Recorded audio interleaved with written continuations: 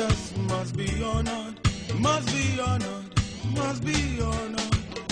Jesus must be honored in my life every day. Everybody sing. Jesus must be honored, must be honored, must be honored. Jesus must be honored in my life every day.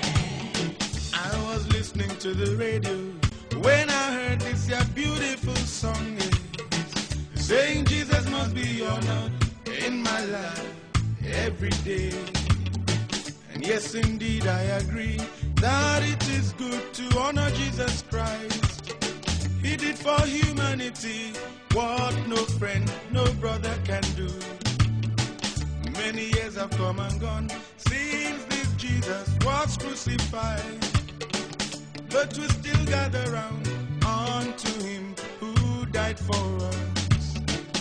There remaineth no more sacrifice, there remaineth no more ritual. What could be bigger than the death of the Son of God at Calvary?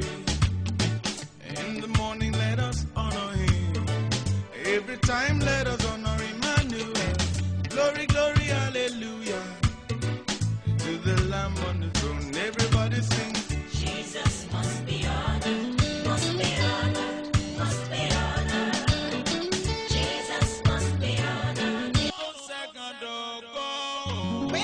ìpàdé òkùnkùn ìpàdé ọ̀sán mẹ́ta òru mẹ́ta ọlọ́sọ̀ọ̀sẹ̀ kànàkànà òkùnkùn yóò já tòǹtòwú ìkòkò ọ̀tá àyànmọ́ máa fàya pẹ́rẹ́gẹ́dẹ́ èyí tó ṣe nílùú lásìgún tó ọ̀sán mẹ́ta òru mẹ́ta agbára kọgbẹ́tùgà káwọlẹ̀ dùà ẹ̀yin ìgbìmọ̀ tí ń ṣèpàdé níbojì ayé ìjà ẹ̀yin tán nínú àdúrà yìí lórí òkè CAC Sẹ̀gánmídògo awọ̀lúmẹ̀tò olóko méjì ọ̀pá Ilé-Ifẹ̀ ọjọ́ Sunday Monday àti Tuesday ni yóò máa wáyé àyè àti rí wòlíì máa wà láwọn ọjọ́ wọ̀nyí o aago 12 sí 3 ní tọ̀sán nígbà tí òru jẹ́ aago 12 sí 3 bákan náà pẹ̀lú ìránṣẹ́ Olúwa wòlíì àti ajínrere Ṣẹ́gun Ọlátúbọ̀sún bàbá àlágọ̀ ẹ̀wẹ̀ David studio ti wà nílé Ifẹ̀ fún yín masdọ́bìnrin oní tuntun tẹ́ fẹ́ ṣe bíi àpàlà dùdú àwúrẹ́bẹ àdàmọ̀ àti bẹ́ẹ̀ bẹ́ẹ̀ lọ ẹ kàn sí wọn lórí òkè Sẹ̀gánmídògo awolúmẹ̀tò olóko méjì ọ̀pá Ilé-Ifẹ̀ ẹ pè sórí ẹ̀rọ ìbánisọ̀rọ̀ 08033728791 tàbí 08054043407 ogun.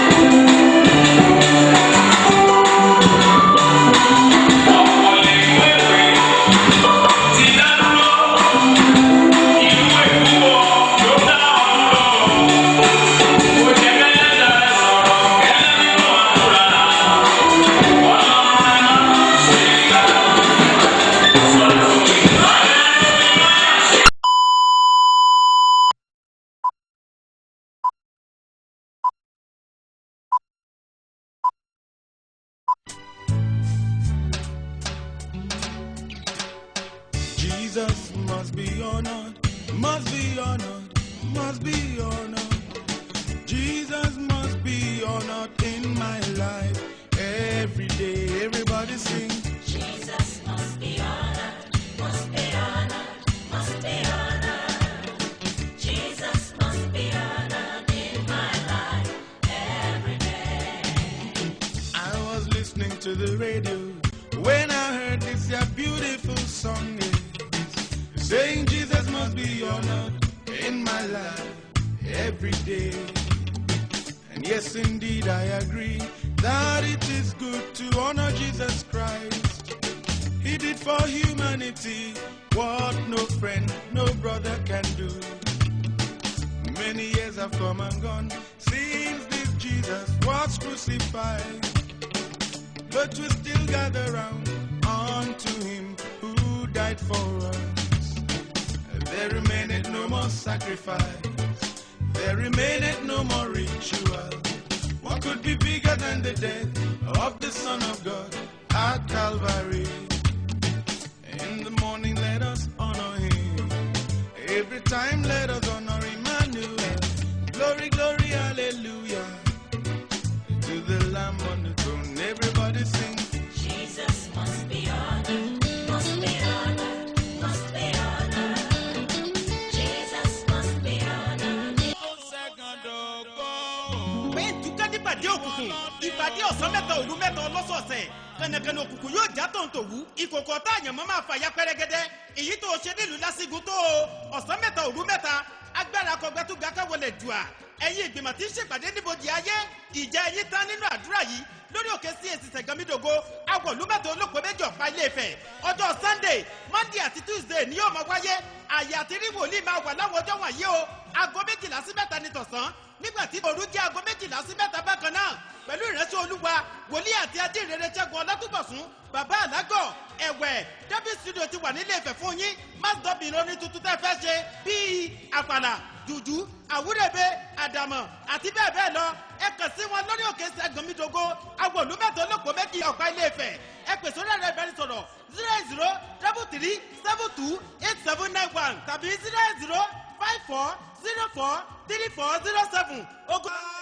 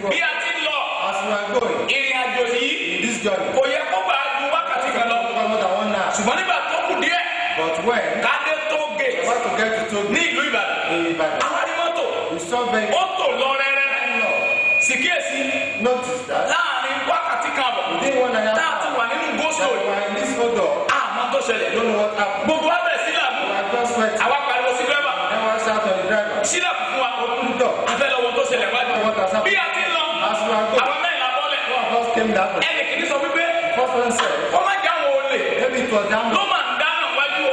the lady. Ẹnì kejì sọ pé rárá. The second one said, no, Ó lè já wọn ọlọ́pàá ló dá wa dúró. the policemen are stopped. Ẹnìkẹta ní sọ́lọ́pàá ló máa wá dára tó kó ní wá náà wá wákàtí kan àbọ̀. Then the governor said, can the police now stop you for more than 1 Ẹnì yẹn sọ pé bóyá ìjàmbá mọ́tò ló ṣẹlẹ̀ tí wọ́n ń kọ́ àwọn èèyàn lọ sí òkú látàárọ̀. Then he now said, maybe it was an accident. Gbogbo àwọn mẹ́rẹ̀ẹ̀rin àmọ́ tó dá wa dúró. Some of us don't know what has kept us. Ẹnìkẹrin náà tún sọ wípé The person now said that, bóyá àwọn olè ní maybe it was the armed robber ló dá wa dúró. that stopped us. Àmọ́ tó dá wa dúró. Don't know what stopped us. Oníkálukú mọ́tò tó lẹ́rẹ́. Vehicles line up Bíi máìlì méjì mọ́tò tó lọ. up to 2 miles. Sì kíyèsí. No, Nígbà tá a máa déwájú. when we are about to get to the front, Ẹ̀mí adánidúró. spirit of stagnation. Ẹ̀mí burúkú ni. It's an evil spirit. Nítorí náà, Because of this, gbọ́ mi dáadáa. listen to me carefully. Ọlọ́run náà mi sí i. God has sent me to Gbogbo ẹ̀yin tí ẹ̀ ń wọ̀ mí. all the Gbogbo ẹ̀yin tí ẹ̀ ń gbọ́ mi. all they are listening to Ara mi sí i. I was sent to you Ní àkókò yìí this period. láti gbógun ti ẹ̀mí adánidúró. Don't go against spirit of stagnation. Gbígbógun ti ẹ̀mí adánidúró. Don't go against spirit of Ẹ stagnation. jẹ́ kí a gbàdúrà. Let us pray. Ọlọ́run ayérayé agbẹ́ga lọ́pọ̀lọpọ̀. Torí pé ó dára sí wa. Torí pé wọ́n ní Ọlọ́run nínú àkókò yìí ó tún sọ̀rọ̀ agbára jáde látẹnu wa sí ìran àwọn èèyàn wọ̀nyí láti bá ẹ̀mí adánidúró wí láyé wọn. Ọlọ́run gba ọpẹ́ kó gbà yìí. Amen. Bí a ti ń lọ Ọlọ́run síwájú wa lọ. Amen. Ọ̀rọ̀ rẹ̀ akọ́gbé ó rán ó sì mú alára ó gbà wọn kó nínú ìparun wọn. Nípasẹ̀ ọ̀rọ̀ yìí kí gbogbo àwọn kan yìí ló ń kọ Jésù ẹgbà ìmọ̀lára. Amen. Kẹ́ ẹ bọ́ lọ́wọ́ ogun náà. Amen. Jésù Olúwa wa. Amen.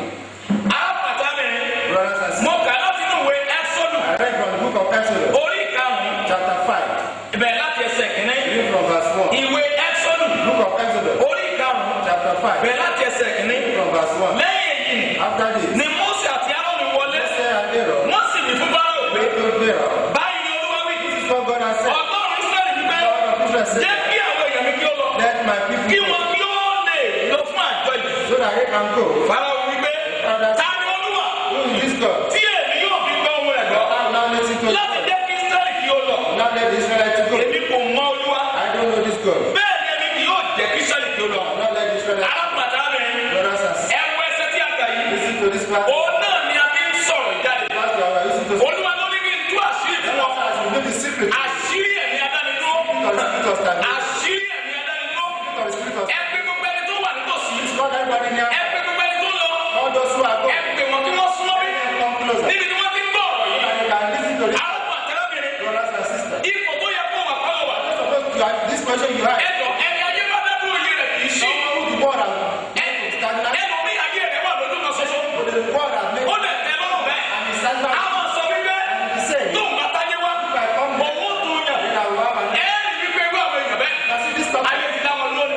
the world has Ẹlòmíì àwọn sọ wípé some people be saying that nígbà tí nígbà àwọn sọ pé ayé rẹ̀ ìgbé ayé orílẹ̀-èdè ló dà bẹ́ẹ̀. it's through the world that has spoiled. Ayé dá ọdún lónìí. The world has made you. Èmi ò mọ ibi táyé dá ọdún I don't sọ. know where the world has made you. Ṣùgbọ́n kí n tó parí ọ̀rọ̀ yìí. God has given Bí this. o tún wá ti wà tẹ́lẹ̀ ti wà. As the Lord reign there, Níbi tí ayé dá ọdún sọ. where the world has Wà á gba ìdásílẹ̀ lórúkọ Jésù. delivered Kí ni wọ́n ń pè ní ẹ̀mí adánidúró? the spirit of stagnation. Ẹ̀mí adánidúró. Spirit of Ó stagnation. jẹ́ ẹ̀mí òkùnkùn kan An evil spirit tí ara ní sẹ́ that has been sent láti fi àkókò ẹni ṣòfò. to waste people's time. Gbọ́ mi dáadáa, ìwọ tó ń gbọ́ mi yẹn. Ẹ̀mí adánidúró. Spirit of Ó stagnation. jẹ́ ẹ̀mí òkùnkùn kan. An evil spirit Ara ní sẹ́ sí ọ sent to you láti dá ọ dúró. to make you to stand Ní ipò tó wà yìí, ó yẹ kó o ti kú ọ̀mẹ́ni. to leave that position. Èmi ò mọ̀. I don't know. Ṣùgbọ́n tó lọ́wọ́ sọ fún mi pé ó yẹ kó o ti lọ́kọ. They are supposed to have Ìwọ ọmọbìnrin tó ń gbọ́ mi. Adá ìgbéyàwó rẹ lónìí. the way that you Ayé a máa dá àṣeyọrí ẹ̀yẹ̀ fún. I even made somebody Gbọ́ mi dáadáa, ẹ̀mí adánidúró. spirit of Wọ́n stagnation. máa ń ṣẹ́ lára ṣẹ́ lọ́wọ́. Kò sẹ́ni tí kì í ṣẹ́ lára rẹ̀. I want the love of that. Gbọ́ mi dáadáa, wọ́n ọjọ́ orí ẹ̀. Look at your Kí age. ni àṣìmẹ́ǹtì ẹ̀? What is your own achievement? Gbọ́ mi dáadáa, ó rí pé ọjọ́ orí ẹ̀ ó ti ju àṣìmẹ́ǹtì ẹ̀ lọ. More than you achieve. Ó túmọ̀ sí wípé àti ń pa àkókò rẹ̀ ṣòfò. Ó ní ní àjò láti rìn. Àwọn mi sí omi. Jẹ́ kí n tú àṣírí ẹ̀mí fún ọ. Ẹ̀mí adánidúró. Spirit of Ẹ̀mí burúkú ni ẹ̀mí.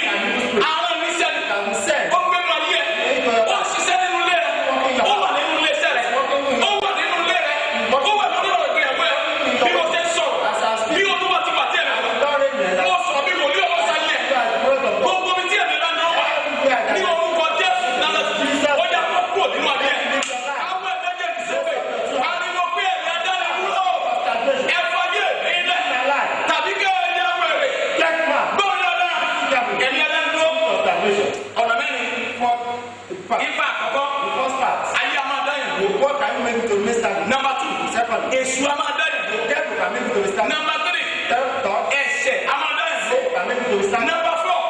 Ọlọ́run kan máa ń dá yẹn wò. God can make it to be stagnant. Gbọ́mi dáadáa. Ìgbà mẹ́rin.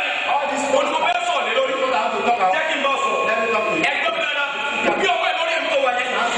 Gbogbo agbára òkùnkùn. Tí ilé ọba ti lé ìyá. Tí wọ́n fi dé ọdúró. Used to make it Tí wọ́n fi dé ọdúró. Kí wọ́n sọ̀kọ̀ lápá ayé rẹ̀. destroy your life. Gbọ́mi dáadáa.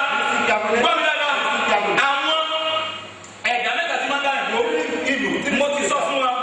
Àwọn nǹkan tí ń dá yẹn dúró. Can make it to be stagnant. Àwọn nǹkan tí máa ń dá yẹn dúró. Things that make it to be stagnant. Àwọn nǹkan tá a dá lóhùn ayé rẹ̀. That can remain stagnant. Jẹ́ kí n kà fún ọ. Let me read that to you. Nínú àwọn ìwé tí Ọlọ́run ti tọwọ́ wa ṣe. From the book that the Lord has made us to produce, Lára rẹ̀ la mú wáyé. one of them were brought to you. Ohun àkọ́kọ́. The first thing. Ayé àwọn àkọ́kọ́ dá yẹn dúró. Lord, the big of God can you make battle to make it to be Ogun stagnant. tẹ́lẹ̀ omi bá gbàdúrà sí láti January. The battle that Òun náà ló máa ń gbàdúrà sí wọ December. January you are going to pray on this. Wọ́n lọ dúró ní. To December, you Mo have sọ̀rọ̀ agbára.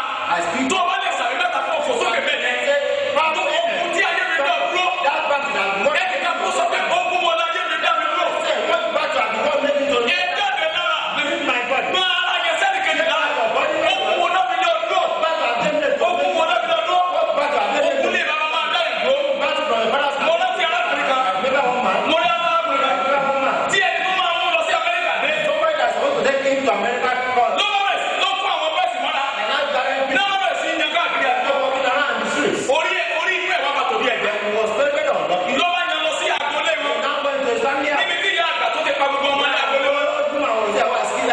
Ẹni yẹn lọ sọ fún pé Someone just told me, tó kó dúró sílé ìbẹ̀dẹ̀ òkú.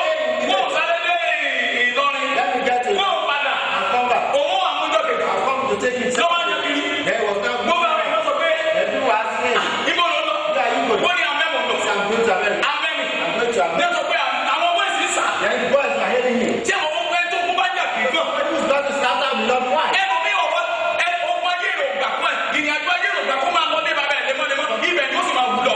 Torí wọ́n ti dà tó. Allow him to go to his father's house regularly. Níyà àgbàlẹ̀ wọn bá sọ wípé. The older woman in the Níyà house àgbàlẹ̀ wọn bá sọ pé. told the man, Lábẹ́jẹ́ mo lò ló ń lọ. hello, where are you going? Ó ní ìyẹn gbẹ̀gbẹ̀ lọ sẹ́ńpẹ́. The woman, go and stay. Ó ní ẹlọ jókòó. Ó ní ẹ̀mọ́ tó ń ṣẹlẹ̀. You don't know what is Ó happening. ní amẹ́ni mo ń lọ.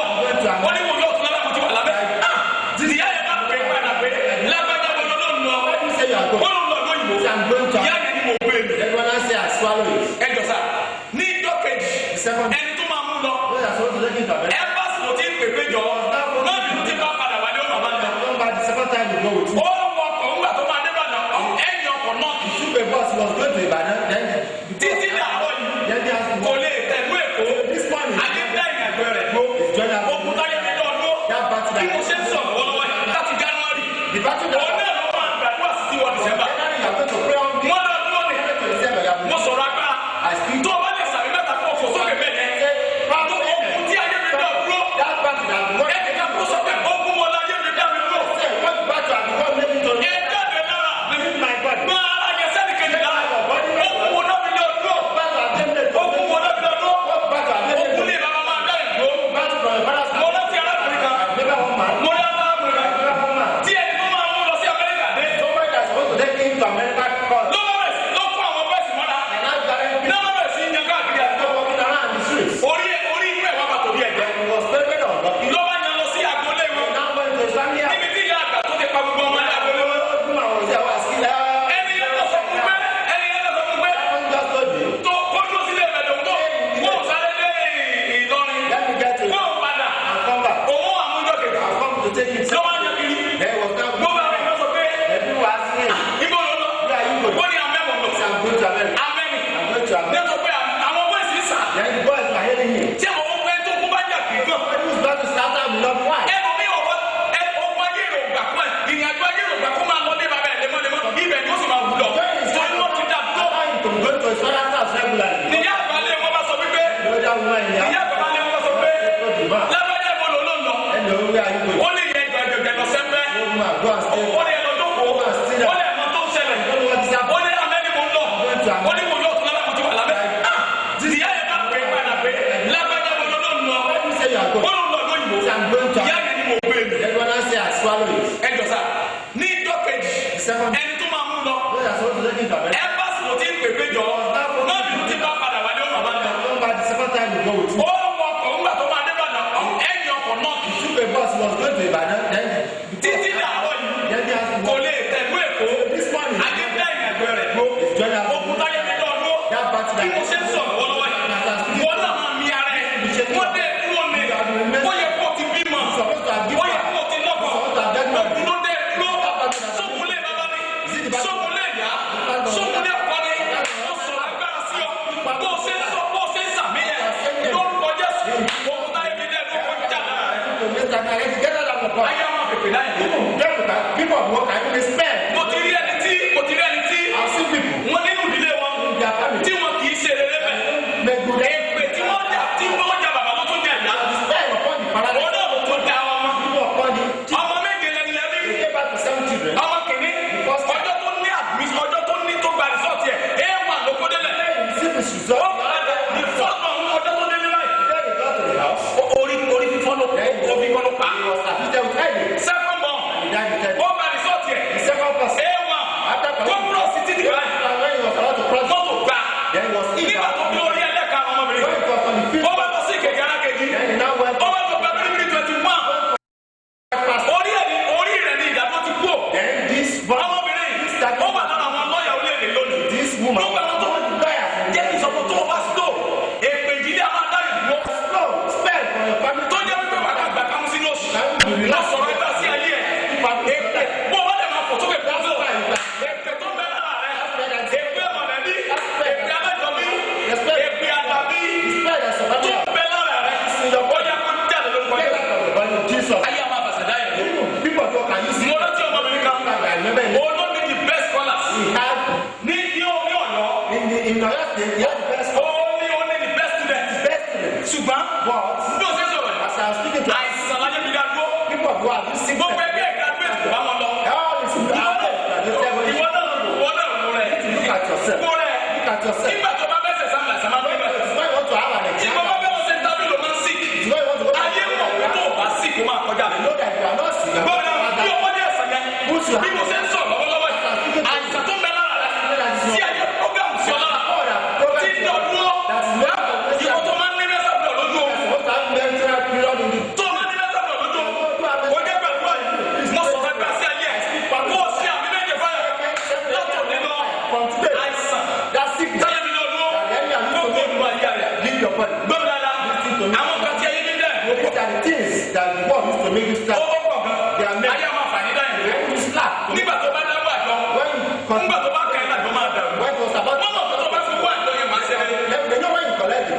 iṣẹ́ ìkàdá ni wọ́n lò orí rẹ̀ làjọ ti máa ń dà It's from your tí wọ́n bá fi nǹkan lọ orí ẹ̀ ló ti máa ń dà when they give you secret tó of bá kú díẹ̀ kó lówó lọ́wọ́ when you're about to get money, nǹkan arọ́dún ẹ̀ owó yẹn á bá mi kan lọ then the money just goes somewhere. àìní náà fi tọ́jú owó yìí tí ọwọ́ ẹ̀sìn mi báyìí Strike what you tí have. ọwọ́ ẹ̀sìn mi Strike what you mo have. pàṣẹ sínú ọwọ́ yìí To that you látò nílò from today. ìwé ẹ̀mí adájú tó gbé lọ́wọ́ yẹn tó fi mú àìní lọ́dún ó yá kó gbiná dà bẹ́ẹ̀. Get fire. gbọ́ mi dáadáa ayé àwọn fi kú dáyẹ̀. People can use death to make mo rántí ọmọkùnrin kan nígbà a jàpẹ́lẹ́kẹ́ man in a town. ọjọ́ tó wí ní 9.93 million The day you won 9.3 ní Àbújá in Abuja, ó sọ fún ìyá rẹ̀ pé ìyá tí má fi tàbí jáde lọ́la by the time I come back tomorrow, ó ìyá mọ́. you are not going to suffer again. bẹ́ẹ̀ Yes. ilé tó ń kọ́ lọ lọ́wọ́ kò tí ì parí ẹ̀ Now that his building has come 93 million 93 million. gọ́ọ̀mẹ̀ntì ò gbé kọ́ńtà The yẹn government has given the contract. gbọ́ mi dáadáa Listen carefully. ó wá gbé mọ́tò Then you have to orí long bridge ló lọ́kọjá ibẹ̀ ni mọ́tò ẹ̀ ti ré sínú omi went to Lava and Long Bridge. Then kò lè wí ní 93 million If no, ayé wọ́n lò kú ẹ̀ wálé the dead body was. ẹ̀ẹ́dì pé ibi tó lọ́rọ̀ jù láyé oníbẹ̀rẹ̀ àdá And see that the most ìwọ náà wọ́n ẹgbẹ́ yìí yẹn táyé ti kú dá o wọ́n ti dá ọmọ tó síbẹ̀ àdá. people that the world again have used death to stop. ayọ̀ pé olúwa má jẹ́ ká yé fi kú dá o.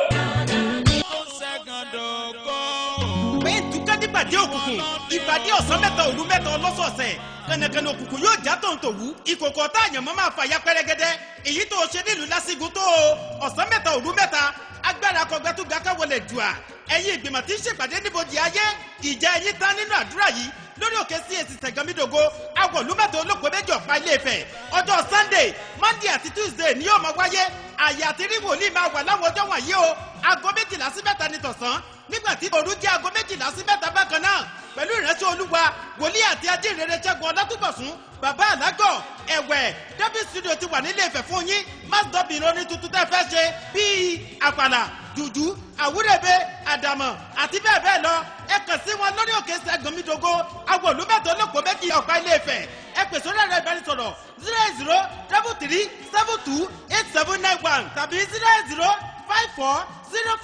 08054043407 ogun. Adánidúró kúrò lọ́nà mi o, ogun adínilọ́wọ́ kúrò lọ́nà mi o, mo fẹ́ kọjá.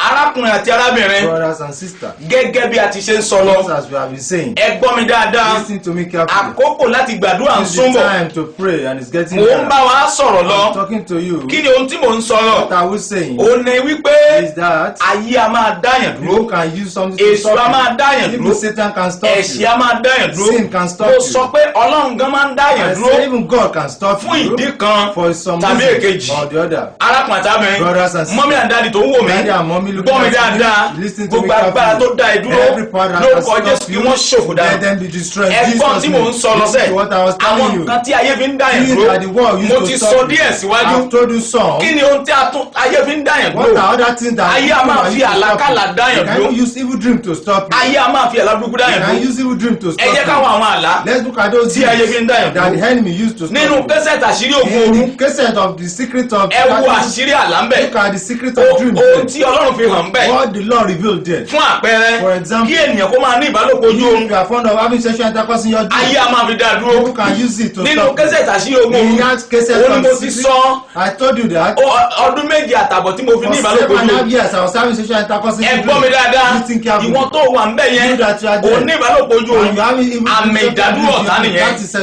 sign of Eléyìí ni mò ń sọ fún ọ This wípé is what I was telling you. lónìí gangan, That today, ogun ìbálòpọ̀ ojú oorun yẹn, That problem of Ó sexual parẹ́ nínú ayé rẹ bẹ́ẹ̀. intercourse is destroying your ẹ life. gbọ́ mi dáadáa, Listen carefully. àmì ìdádúró ojú oorun The nìyẹn. sign of stoppage in the dream. Nígbà tó bá ní ìbálòpọ̀ ojú When you are oorun, having sexual intercourse ògo in rẹ your wọ́n ń dream, tò síbi your kan ni. glory is being lifted Gbogbo away. nǹkan tó o fẹ́ lójú ayé á máa Everything block. that you walk in, this one will be blocking. Èkejì, Second, ayé a máa fi oúnjẹ ojú you oorun, can even use even wọ́n á máa fi food in dáyàn your dream dúró. to stop you. Oúnjẹ ojú oorun, Eating in your dream, wọ́n á máa fi dáyàn you dúró. can use it to stop Ẹ you. gbọ́ mi dáadáa, Listen carefully. ó ń wò mí lọ́wọ́ You are watching me báyìí, ó máa ń now, gbàgbé àlá and ẹ̀. you do forget your Àmì dream. ìdádúró ọ̀tá ni. That is a sign Wọ́n mọ̀ of pé tó stop. bá rántí àlá rẹ, You know if you ayé rẹ máa remember, tẹ̀síwájú. your life will progress. Gbé ọwọ́ rẹ lé orí rẹ, Place your hands on your head. gbogbo àmì Every sign ìgbàgbé àlá of forgetting tí ò jẹ́ kí o tẹ̀síwájú You allow it to lónìí, progress. àmì náà kó parẹ́ Pray, rẹ̀. let the man be destroyed. Kí ènìyàn máa ríra rẹ̀ For someone to Ní live ilé tó ti gbé rí. in the house where you have lived ní before, ilé bàbá rẹ̀, in your father's house, ní ilé ìyá in your mother's rẹ̀, tàbí house, kẹ́hìn máa bá rẹ̀ or you meet nílé ìwé tó yourself ti lọ rí. in a school that you have Mọ́mí dáadé brother and sister, brother, sister, ẹ̀dẹ̀ mother, dákẹ́dẹ̀ ń wò and yé. you are there quiet. Gbọ́ mi dáadáa, Listen carefully. ogun yẹn ṣẹ́ lónìí. That battle is Ogun asọ́ nídìí èrò ẹ̀yìn That's ní. the battle of Àmì ìdádúró ọ̀tá náà That nìyẹn. is a sign of mark. Ìyá of máa enemy mú to kí stop ayé you. yẹn kó wà lójú Can kan even sùn. make your life to remain Arákùnrin àti stagnant. arábìnrin, Brothers and kéèyàn máa rí òkú lójú sisters, you oorun. see death. Ó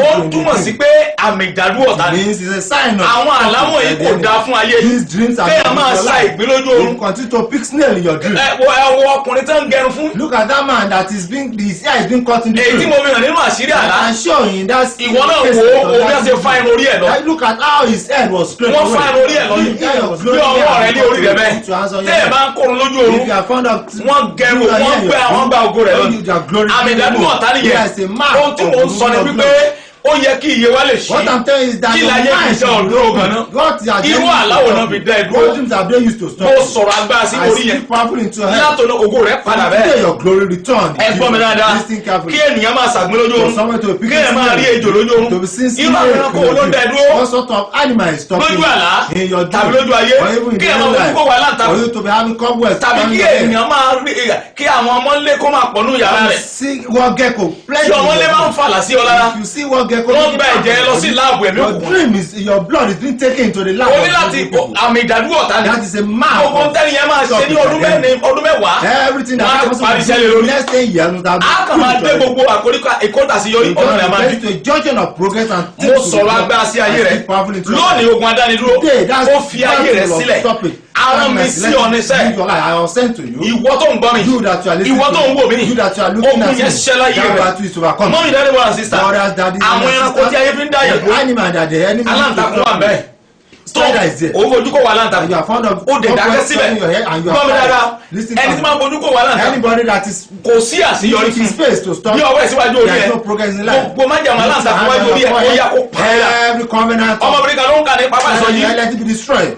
ọmọbìnrin kan ló ń kà ní pápá When ìsọjí he was confessing ó ní aláǹtakùn yẹn he said this ó ní spider làwọn fi ń kórè ayé àwọn they jẹ use it to take lọ ó níwájú orí báyìí làwọn fi they sí use it in the forehead àti of ṣe àwọn people. deliverance program There are kan some deliverance program which we have tí done. ọlọ́run ti gbé tó ti ṣẹ́ ogun inú ayé àwọn The yẹn enemy have used to deliver people. fisikálẹ̀ báyìí aláǹtakùn lè jàbọ̀ ọjọ́ This orí spider coming out from the forehead of ó lè ṣẹ́nu ayé tẹ̀ náà I will do tí it wọn náà bá and gbàgbọ́ give you to believe. gbọ́ mi dáadáa Listen ní carefully. ọwọ́ ẹ̀ níwájú orí yẹn Put your hands on your pariwo pé forehead. aláǹtakùn ayé o Evil sọ̀rọ̀ sọ pé aláǹtakùn ayé o Evil spider. ẹ wí tẹ̀lé mi pé aláǹtakùn ayé o Evil spider. ìyí tó ń gba ògo mi lọ That is leaking ìyí away tá a my fi dá mi blood. dúró That has been used tó ń to gbé wájú orí mi That is leaving my forehead. jáde lórúkọ Get Jésù out in Jesus' bó o name. ti wí yẹn yóò rí As I bẹ́ẹ̀ have said it so shall it. mọ ìdáná àmọ́ síta Brother, sister, ẹ gbọ́ mi dáadáa listen to àti me súnmọ́ ìkọ́ta tá a ti We are gbàdúrà getting to ogun ayé ẹ̀ máa ṣẹ́ lónìí and your battle shall ẹni be gbé ọdún òyìn yóò That fàyè person lẹ̀ that fún is stopping you shall leave this one. ayé a máa fi ẹmọ lé láyé I even use one gecko to stop you. gbọ́ mi dáadáa Listen to me àwọn carefully. àṣírí ńlá nìyẹn This it is very àwọn ẹranko wọ̀nyí secret. lọ́nà wo náà fi ń gbà fi ọmọlé láyé dúró Today use government one Tọ́ ọmọlé bá ti pọ̀ nù ilé rẹ̀, If there's plenty of kò work sáṣeyọrí fún ẹ, wàá máa pa there wọ́n. is no progress in your Wọ́n life. kì í You have pè to lọ́mọ kill them. ńlé They don't call it nínú one ìjọba wọn even in their tó own bá- orúkọ tí wọ́n ń realm. pè ní èṣù inú ilé What they call it is a sọ̀rọ̀ Satan in wípé the tó bá home. wọ́n ń pè lé sùnú ilé If they call it ẹ máa bá Satan, you ṣùgbọ́n will be killing wọ́n fi orúkọ yẹn wọ́n fi ń They tàn yín use jẹ that name to deceive you. gbọ́ mi dáadáa Listen to me carefully. ọmọ ńlé yín That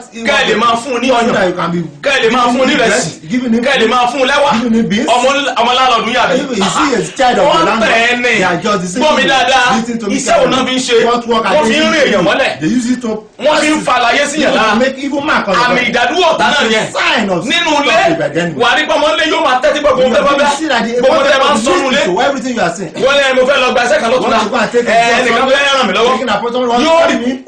oná ń pè ní tape recorder àwọn ẹ̀mí He is a òkùnkùn tape recorder from the evil realm. gbogbo tẹ́ ẹ fẹ́ sẹ́nu lé ó náà rìkọ́dù ẹ̀ á wá gbé lọ sí mítì wọn And now take it to mo sọ̀rọ̀ agbára sínú ayé ẹ̀ ẹni tí ń jọmọ́ ń lé wálé ẹ̀ tó dá ayé rẹ̀ dúró yẹn àlásán pa lórúkọ Jésù Thunder strike him there. mọ́mí brother sister Brother, sister, múra dáadáa Be steadfast. a fẹ́ gbàdúrà You want to pray. ayé a máa fi àlábùkù They dá can ìlú use evil dream to stop mo ti you. sọ gbogbo ẹ̀ fún wa I've talked about a máa ṣiṣẹ́ lé lórí we are going to work ẹ on jẹ́ ká that. tẹ̀síwájú Let's progress. mọ́mí brother sister Brothers and sisters, ayé a máa fi jàmbá dá ẹ̀ dúró I will use accident to stop you. àmọye tó jẹ́ pé kì bá ti ṣe rere Many people must have even progressed in life. ìjàmbá náà fi dá ẹ̀ They dúró have used accident to stop ìjàmbá you. bíi bó So what bóyá is àìsàn accident? They may even be ìjàmbá bíi bó bóyá ásídẹ́ǹtì It can even be a form of accident. ẹlòmíì wọ́n kàn déédéé gbé nǹkan sí lára Some people they can even put something in wọ́n mọ̀ wípé it. ológun ọmọ ni They know that it's a very wọ́n á wá gbé glorious àìsàn wọn apá sí lára Now put epilepsy into it. ẹ gbọ́ mi dáadáa Listen nígbà tí carefully. èèyàn bá ní wárápá When somebody is having an ní epilepsy, mo ló ti bẹ́ẹ̀ ráyè sọ̀gá lé how will it be a master in kí la yẹ gbé sí ọ lára ìjàmbá wo náà gbé sí ọ lára ìjàmbá wo ló ń ṣe ọ What sort of accident ẹ is wo calling you? arákùnrin tí a ń sọ Look at that man we are talking nínú about. ìwé Luke In the book of Luke. Luke chapter 19 Luke chapter 19. verse 30 Verse 30. wọ́n ní ó bọ́ sí ọwọ́ ọlọ́ṣà He said he found himself in the hand of the Ìjàmbá robber. ṣe é. And the accident wọ́n gbà lásán ògo lọ His glorious wọ́n ṣe crown aláṣà was removed. wọ́n pálápàá He tán was